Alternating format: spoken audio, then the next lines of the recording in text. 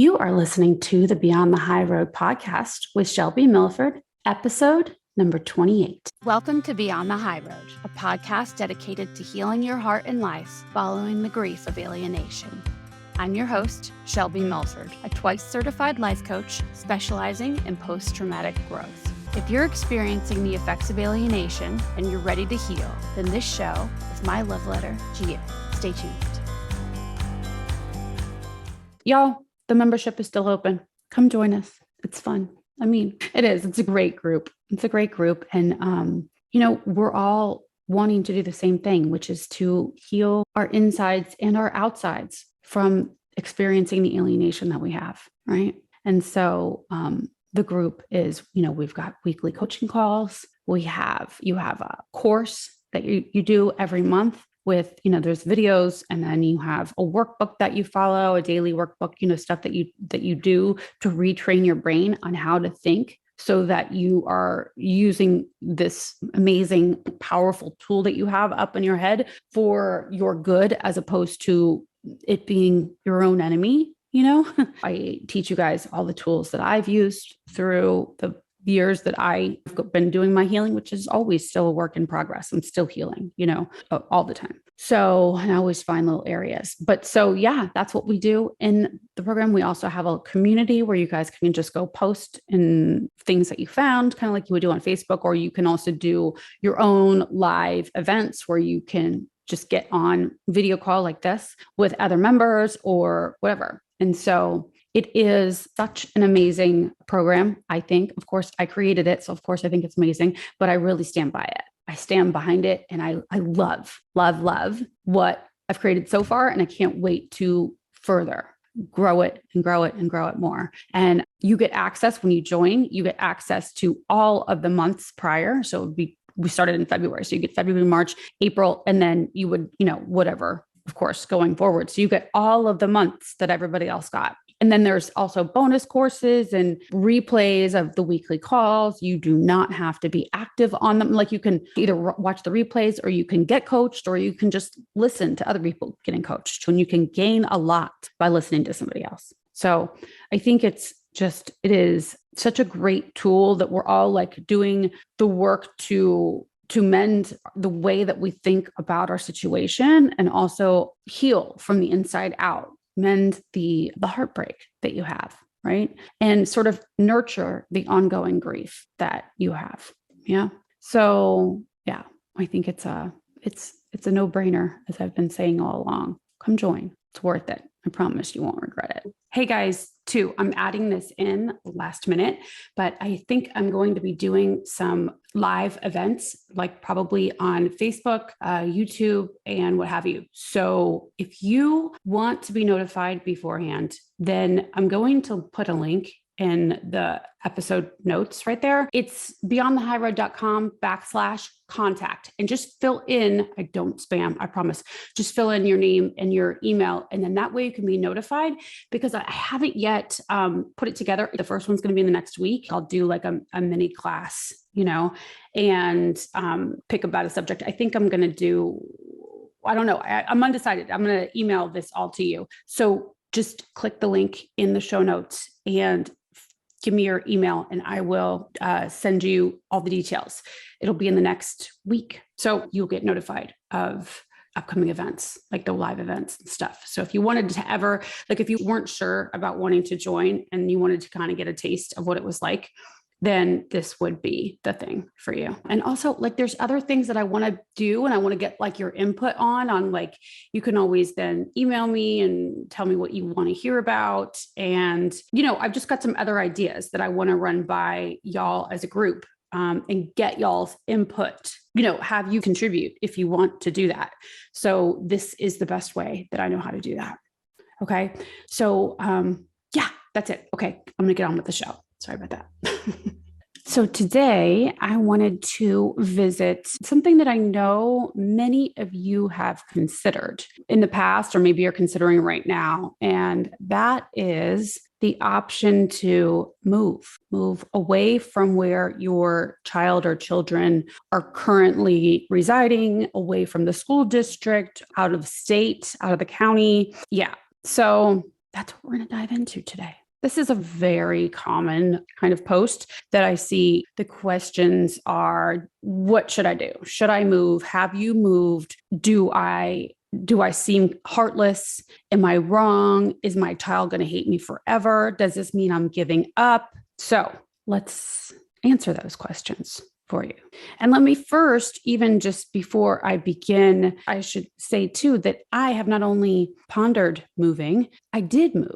I moved back to my home state. I don't think that there's a yes or no answer to this question because it really, really depends on where you are with it. I'm going to share with you my thoughts and like my convictions that I have, like when it comes to changing anything in your life, like moving or changing a relationship or a job or anything. I'm going to share with you my thoughts and what I sort of like my quote unquote rules that I like to live by that work really well. And right now I'll visit the questions you might have for yourself, the doubts, the concerns, and whatever. So the experts, I don't know if anybody has explicitly said, do not ever move, because I think this is unrealistic for many, many people. Some people have, work obligations. And these days, because there's Zoom and there's FaceTime and there are options to be able to see your child, put eyes on your child and to connect with your child in such a way that, of course, in-person hug and in-person encounter is always best, but you can still keep a connection and move these days where, 10, 15 years ago, that wasn't the case. If you moved, you didn't see your kid until spring break or summer or whatever, right? Unless you were flying back every weekend. Now you can just jump on a FaceTime call. If that's the thing, it depends on your situation. If FaceTime and that works for you, does the other parent allow for it? And that's what I'm also going to share with you towards the end too, like what I like about the fact that I moved and what I wished were different, like the shoulda knowns about moving. So should you move? It really depends on you. It depends on your specific situation. You are the expert in not only your life, but you're the expert in your child or children's lives, right? So you know explicitly, and all of the ins and outs of your case, your children, your situation, the odds, of all of it, right? You know what sometimes you may tell yourself that you're not sure, but really, truly you do. If you got quiet with yourself, you would, really already what the answer is for you, right? Okay. So I should just put that out there first. Trust yourself and trust that you have the answers within you, because you do, I promise you. But I will say that there are a couple things that you can look for and sort of check your own self for, right? Because sometimes your brain will sort of psych you out and try to convince you to stay or go. It's doing it out of fear. Okay. And so the lower brain has taken control, right? And so you're not necessarily using your prefrontal executive functions so well. And so this will help you to determine and sort of differentiate and get you to your higher self answer. Okay. So the questions that I see posted a lot are like, am I a bad mom or dad? Right? If I choose to move, are my kids going to hate me? Does this mean I'm giving up? The experts say I shouldn't. Will I regret this? Questions like those, I want you to sit, get quiet with yourself and answer them for yourself one by one. Those kinds of questions. Am I a bad parent for wanting to move? Answer the question. Are you a bad parent? My guess is going to be no. Okay. But I still think it is worth visiting, worth asking yourself the question and getting quiet with yourself. Because listen, here's the thing. I've said this before too, is that we are, as human beings, we are fallible. Okay. All of us, every last one of us. We have good qualities. We have bad qualities. We have things we're amazing at and things we aren't so great at. Right? Every single one of us. Okay. And that includes our parenting. Okay. You're going to be a phenomenal parent, let's say 50% of the time. And the other 50% of the time, it's not, it could be improved. Right. So when you're asking yourself, am I a bad parent? I think it is really helpful for you, like you're going to do yourself a huge favor to be like, okay, well, I could see where maybe I'm not a bad parent, but I'm not doing this, this, and this as well as I'd like to be doing it. Like, do an assessment of yourself.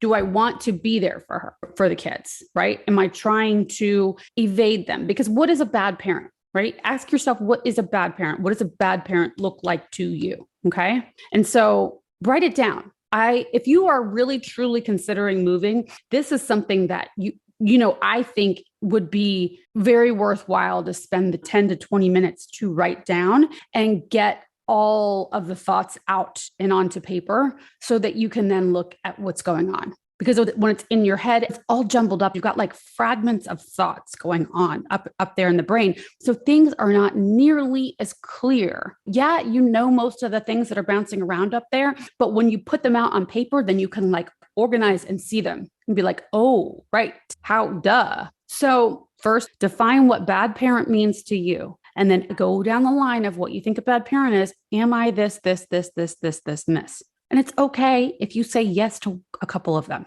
it's okay. Everybody, if we're doing an honest inventory of the stuff, we're going to have areas that need improvement, right? So, because when you're honest with yourself about these questions that you're like posting on, Facebook or Reddit or wherever you're posting stuff, when you're honest with yourself about answering your own question, am I a bad parent for considering this? Your brain like thanks you for that because you truly know more than anybody out there what that answer is. Like it's within you. And when you get to that, come to that answer for yourself and not find it from outside, it is satisfying enough that you may value other people's opinions and ideas, right? But you won't need it. Okay. Are you giving up? If you think that by moving, am I giving up? Are you giving up? Answer that question for yourself. In what ways could I be giving up? In what ways am I not giving up?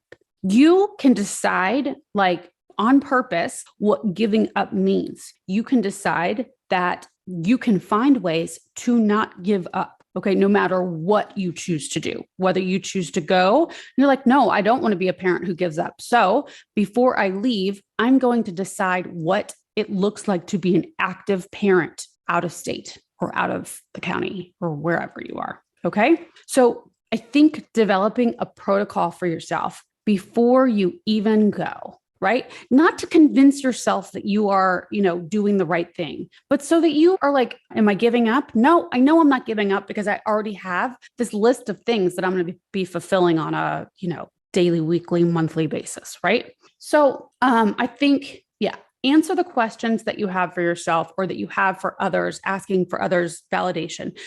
Again, not saying that anything's wrong with getting other people's opinions and valuing other people's opinions and their expertise. I think that's a fantastic thing to do because we all need to hear different perspectives. Yeah. But when it comes down to it, when it boils down to it, you sleep with you at night. Okay. And so knowing that and knowing that you are the expert in your own life and you are the expert in your child's life, I think it is so important and it will be the most satisfying thing for yourself to recruit your prefrontal cortex and take charge of your runaway, like crazy part of your mind saying, well, what if we would have moved? What if we didn't move? If you don't wrangle it back in, it's going to always be out there trying to raise hell. Answer the chatter. Okay. So now with regard to moving and your motive to move, I have a rule that I actually adopted from my teacher, and that is to never move or change anything in your life until you get happy where you are. And I have my experience that I will share with you following this with my move and how I approached it in my mind, afterwards, because let's just put that part aside for a second. But whether you're in a relationship or you are in a situation that you do not like, I think it is very important for us to learn the skills and the lesson, if you will, put in front of us before we decide to make the change. Okay. I think with each challenge that we're given, they are there to help us to evolve into the person we're supposed to evolve into, to our final product, if you will. So if we try to circumvent that challenge that was put there for us in order to grow us into the person that we're meant to be, then something else will come up. And then something else will come up and something else will come up until we finally go through, right? Till we finally find the key to the drawbridge under the waterfall from the backpack that we were given at birth, right? I don't know if you guys have heard my analogy on Dora's backpack, but it's in like one of the earlier episodes. For instance, if you are in a job, okay, and you're not happy in that job, if you don't become the best version of you while you're at that job, like you're not performing your best, you're showing up late, you're kind of half-assing it, whatever, I think that is an awful time to leave. It's an awful excuse to leave, to be like, oh, fuck it, I don't really like it anyway. My boss is an asshole and blah, blah, blah. If you're finding excuses, does this make sense? Chances are you will leave that job and you will go to another job and the same kinds of problems will find you again, either in that job or in a future relationship or in your community or something, right? There's like, I hate to say lessons that are needed to be learned, because when I say that, it sounds punitive and I don't mean it that way. I just mean that there are things that I think that we as each person that are put in front of us in order for us to grow, to end up at our final, most evolved self. Yeah. And so if we don't show up as our best, even in the adversity, then I think that it's going to keep presenting itself. It's going to keep like knocking at your door until you finally do like show up as your best and do everything that you're supposed to do and like learn the lessons that are needed to learn for your own growth. Okay. Your own evolution. Not to teach you a lesson. I don't mean it like punishing wise. I mean it for your best. Okay. So I think same thing in a relationship. If you are wanting to leave a relationship because the person is just annoying and you just don't want to have sex with them anymore, and because you just fell out of love with them, if you think that you just can't be happy anymore because you're with this person, I'm lovingly saying that you're wrong. Like, so long as there's no like physical or emotional abuse, if it's just that you're just unhappy with the person and they're not injuring you in any way, then if you're saying that you need to leave in order to be happy, you're wrong. Happiness is a choice and love is also a choice. You can fall in love with somebody with one decision and you can fall right back out of love with somebody with one decision, because love is something that you feel, not something that's like, it's not a together, believe it or not. Love is something that happens in your mind and theirs separately. Okay. And so when you are in love with somebody, it's because of the thoughts that you are choosing to have and focus on about them. Okay. So, and the same goes for them. And then if you share the love together, then it's everything's merry and lovely and happy, right? But if you don't, then that's where sometimes the problems arise. And that's a different episode altogether. But so for this, so in relationships, in a job, in any situation where you think that you can't be happy, how, it currently is, and you think that you need to leave the situation in order to be happy, I'm just telling you, I would urge you to stay in it if those are your reasons. Okay. Okay. So I would say, if anything, my rule of thumb, I hate that term, but my rule of thumb is to stay if it's because you think that you cannot find happiness without moving. If you think they are making your life miserable. Okay. Because it's really not them even though they can make it hard, it's not them that's making your life miserable. It's your thoughts about whatever they're doing or your thoughts about them that's making you miserable. But they can for sure make it super duper challenging for you to find your warm, fuzzy, happy thoughts. Okay. And you don't always want to feel warm, fuzzy, happy thoughts about them. Like, I don't feel warm, fuzzy, happy thoughts about my ex. That's for sure.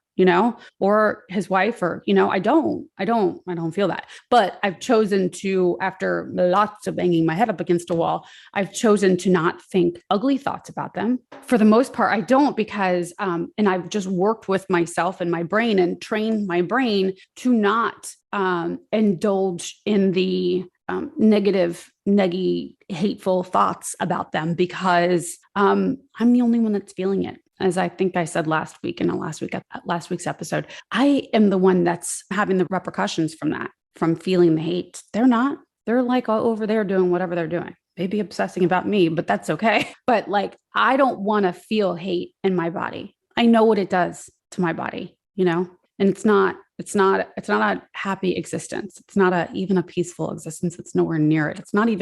It is existing, barely. So I've chosen to not indulge in the angry thoughts, but that's just me. But they definitely made it difficult. My thoughts were hard to wrangle, when I was living there, and sometimes they are now, right? And I'm living states away. So yes, don't move or do anything until you know that you are showing up as your best where you are. Okay. And not just for like a week. I did it. And then whatever, like, when you have like sort of evolved through that chapter of your life, whatever you're trying to leave, or move from, right? When you aren't constantly obsessed about wanting to leave the situation. Okay.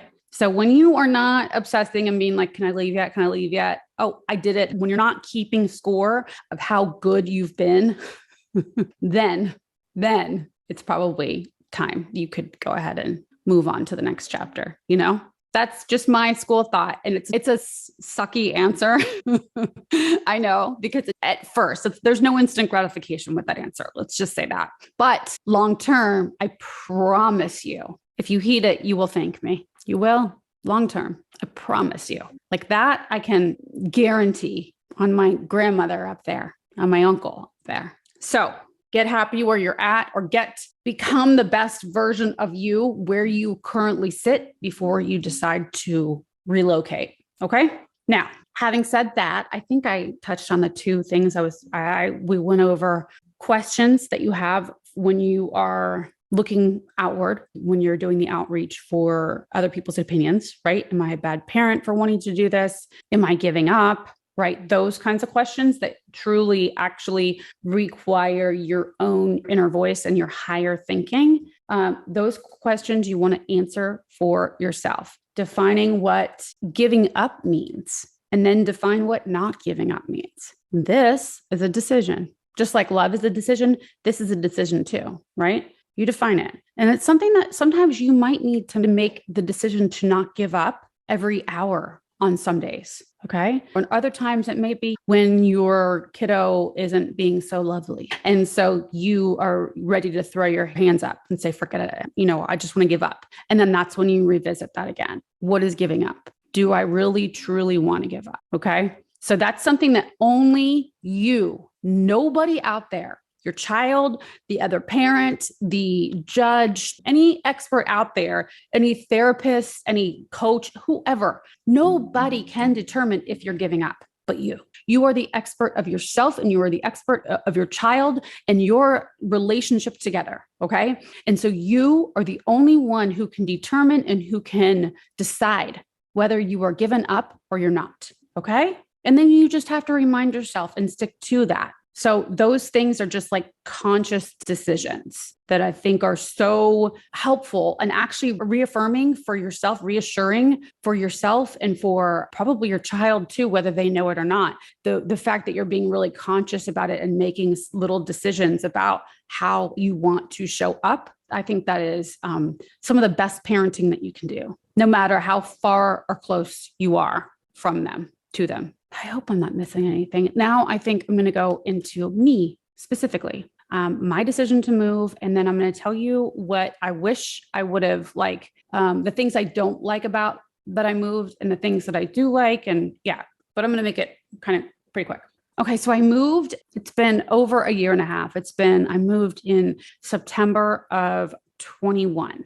Okay. The move to me was literally, I felt like, even though I was coming to my home state, I felt like I was jumping off a cliff. It felt, and still, if I think about the fact that I'm not in the same state as her and that I can't just go, see her somewhere, at any given moment, I still feel a bit like I'm floating around in space. I don't know if that if you understand what I'm saying there. It still feels a bit odd. Like I imagine like, like the astronauts when they're like have the lifeline, and then they're sort of floating out there in the abyss, a little bit like that. I don't know. This is the first time I've put words to that, but yeah, for sure. When I was moving, it was a huge step for me. And I'm going to get teary eyed thinking about it right now because it was, I had a little bit of both. I was, I was excited to finally be around close in proximity to people that would support me, because for so long I was not, but at the same time, I felt, I felt it was like grieving the end of like an era, so I can't believe I had no idea that was going to happen. So yeah, so that was definitely tough for me to do, but I also knew, like, I felt it inside because I had taken so much time to not move and to let it breathe, and and for me to get to the best version of me where I was. Right. I really truly grew all of the areas of me that I felt that I could. I'm sure there's always room for something, right? For more, right? But I really truly did so much work on me, and sat still for a long time without wanting to change it and without wanting to numb it. And so I knew it was time, but it was just also, it was sad. So the move was tough. The decision, by the time I made it, was not so much tough, right? My family had been, sort of trying to get me to come this way for a few years already. By the time that I decided to do it, I had held my ground and wouldn't even consider it for a very long time because I was still trying to get back to court. Long story short is, after jumping through the hoops that they had wanted me to, which was staying sober for 6 months. Fine. I did it, and I did it again and again and again and again. And it still wasn't enough. I finally was like, okay, all right, I have grown through. If the object was to have me learn to deal with my feelings and not drink them away, then I did that. I learned that over and over again. And in fact, now I teach that to my clients. So I learned it. I mastered it. Okay. So I knew that I had done what I needed to do. Like I really had fulfilled the calling of that task, if you will. So I decided to make the move, and it was difficult, but I also knew that it wasn't like it was supposed to be. I wasn't seeing her on Mother's Day. I hadn't seen her on Mother's Day in years. Okay. On Christmas, on holidays, all of those were never a thing. Right. Not since she had lived with me when she was not up to, when she was 9. So, I was already not getting any of those things. So I felt like I was there. And even though we were living in the same town and just about 10 miles away from each other, 10, 12 miles away from each other, I had actually moved closer to her. I'd moved twice after selling the house to pay for court. I'd moved closer to her. The first time was literally right around the corner of her. And then the other time was just it was further out into the country. Right. But I was really trying to stay close by so that I was in her school district, so that each time we would go back to court, things would just be seamless as far as her coming back to me. So anyway, I already wasn't seeing her. Things were already kind of just, I wasn't seeing her. And so I was living there, and I felt like I wasn't able to grow anymore. I was at a point where I could either move away, away from the lake, right, and closer into town, and do that and stay in Austin, and still have the looking over my shoulder at grocery stores and that whole nine, right, and feeling watched. Or I could come where there was support for me. And because I was not seeing her on a regular basis at that point, I decided to move home. There was a lot of factors that were in play. And so I did. I made the decision to do it.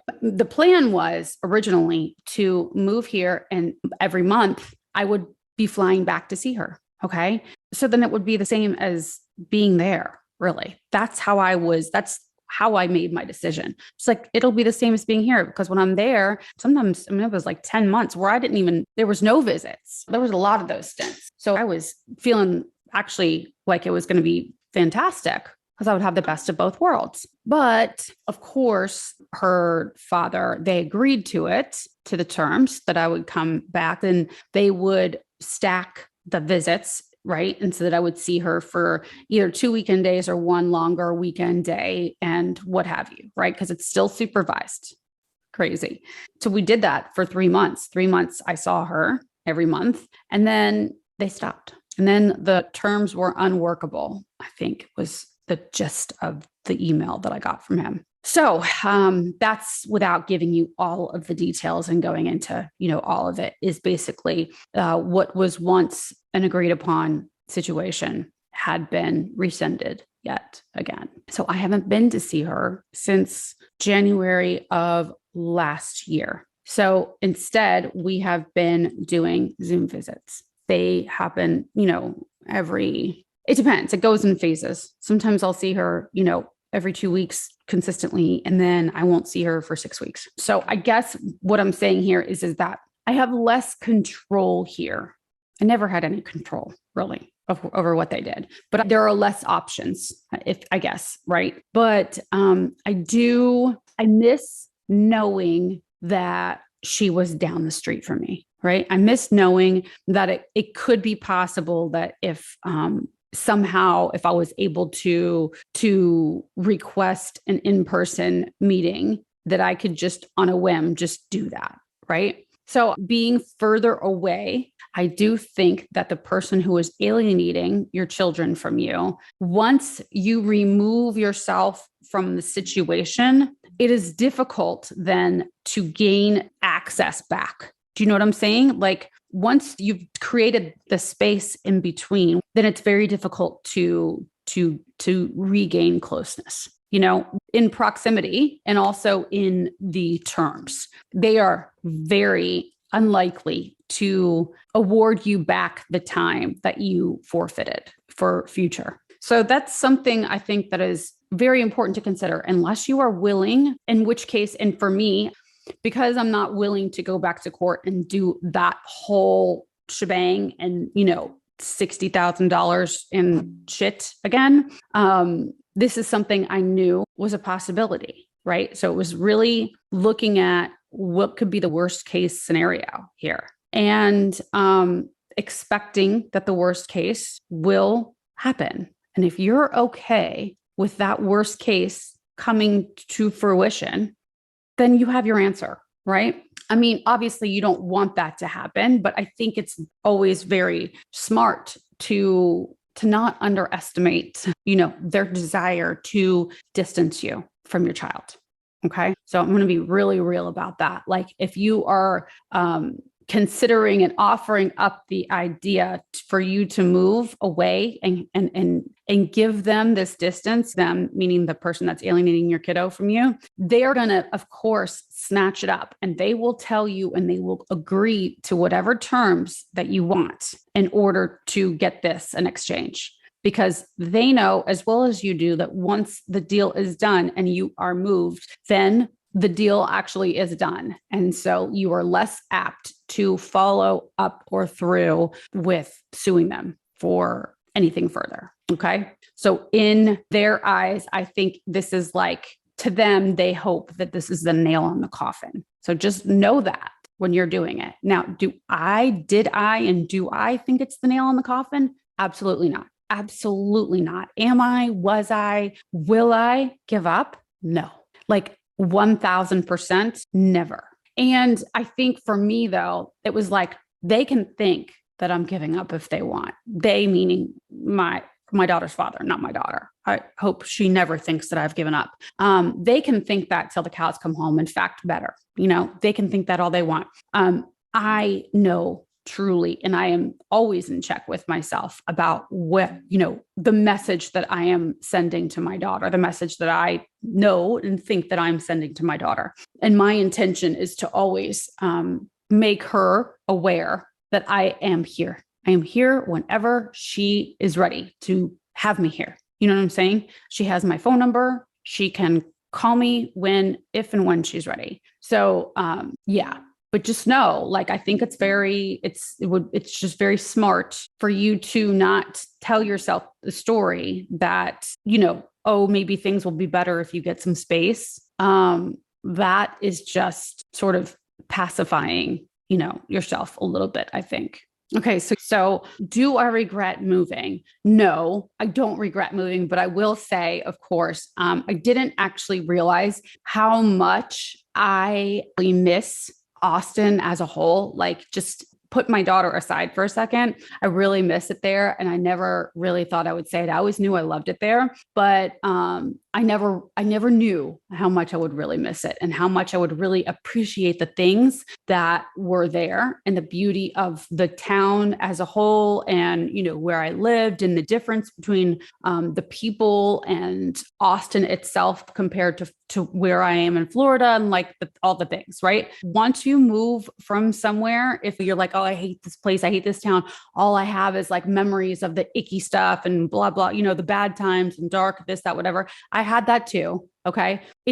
I will say that what you focus on is what you will make it. So if you're focusing on all of the dark and icky memories, then that is what you will see. So if that is another one of your reasons for moving, I will say just give it some time, because your world, your reality is based on what is happening in your brain.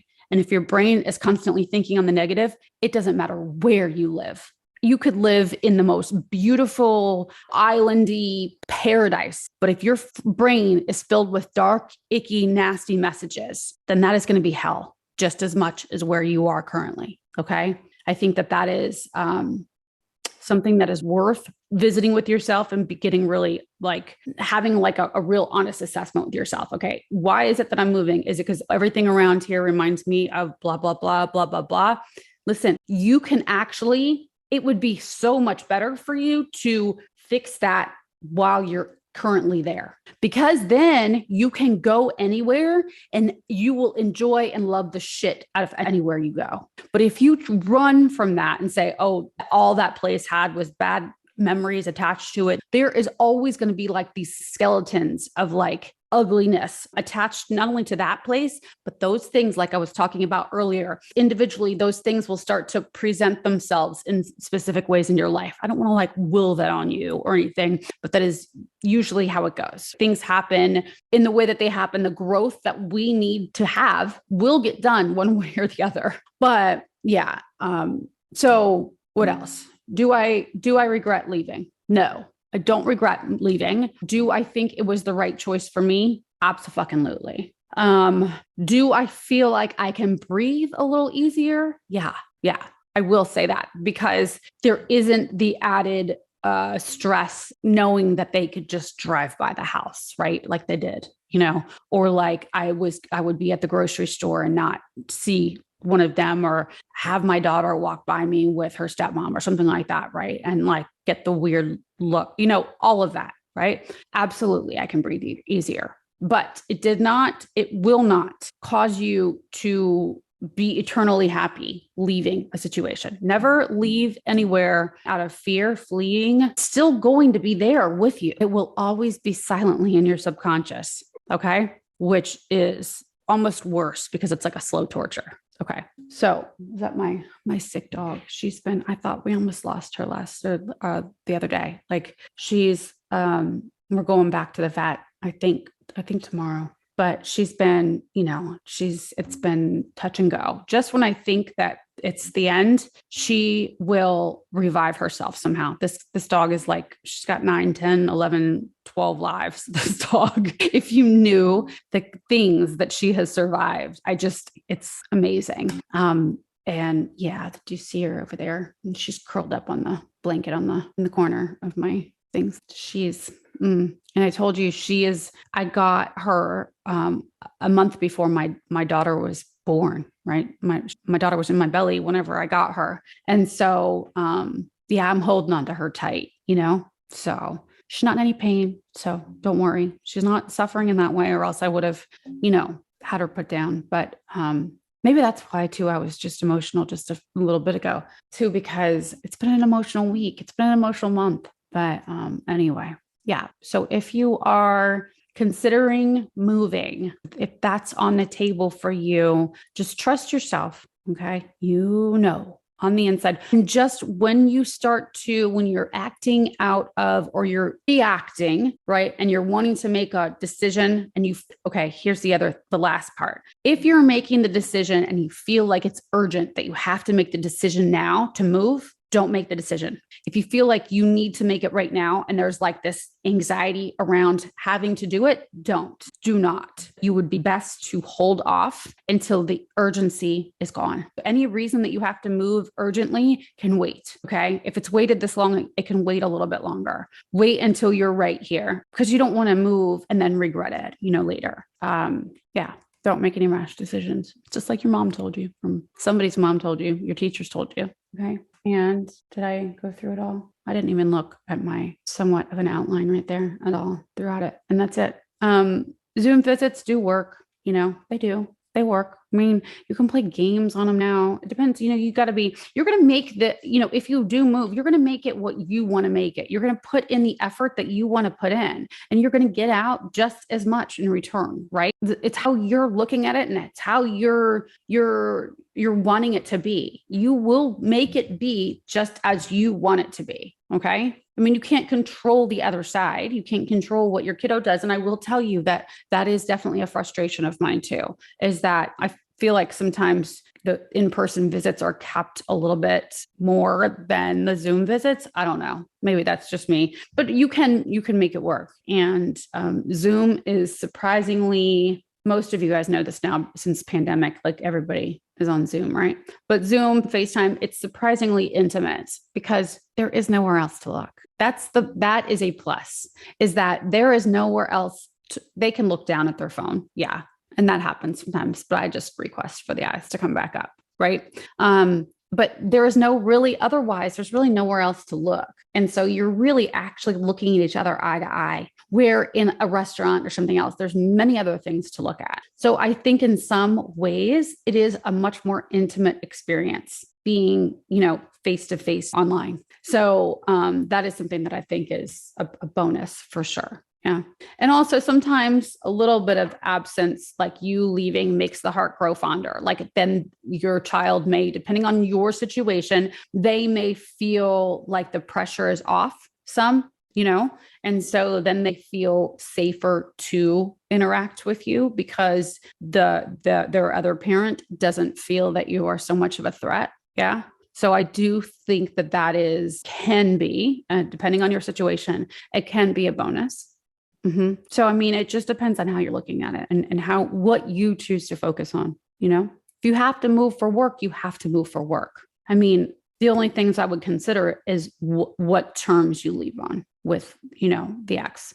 And even if they're not willing to agree to or abide by said terms, you making the effort and putting the terms out there with full intention to do what's best for your kid, this can only be good for you. So, that's what I have for you. I hope it helps somebody. You have a wonderful week. You can always message me anytime if you have any questions or you just want to talk. And that is all. Y'all take care. Thanks so much for listening today, guys. I'm honored that you chose to share your time with me. If you like what you've been hearing and you want more, come join me in the new monthly membership, where we take the concepts that you hear about here and, using a logical framework, you learn to apply them to your specific situations, upgrading your thoughts and your life, even while experiencing the grief of alienation.